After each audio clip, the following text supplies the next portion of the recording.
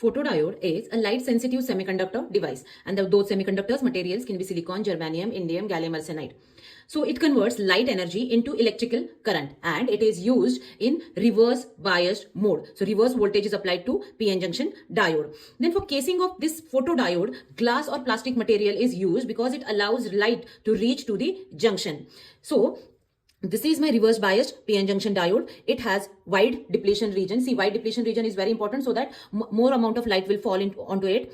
Then when light falls on the depletion region, then electron hole pairs will get generated because of this energy associated with photons. Photons is nothing but particle of lights. So when this energy is greater than that of band gap energy means energy difference between valence band and conduction band, then electrons will jump from valence band to conduction band and they are now free to move. And because of those free electrons and holes, current will flow through photodiodes.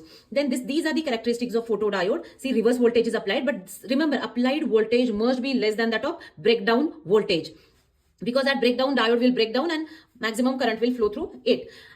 And then based on the intensity of light, unit for intensity of light is lux. So based on intensity of light, the amount of current will increase, and this current is in microamperes. Remember, this is reverse current, so it is in microamperes. This dark current means when no light falls on the photodiode.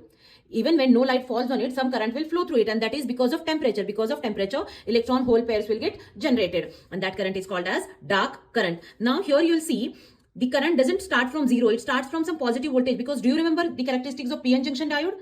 It starts with some threshold voltage. So in forward bias mode also some current will flow through, rather maximum amount of current will flow through the photodiode. But we use it in reverse bias mode because this change in intensity of light will add more current in reverse biased mode. In forward biased mode, already lots of current is flowing. So even if intensity of light will change, no major difference we can observe in current. And that is why we use photodiodes in reverse biased mode. The description of this video is available on my channel. The link is given in the description box. Thank you so much for watching.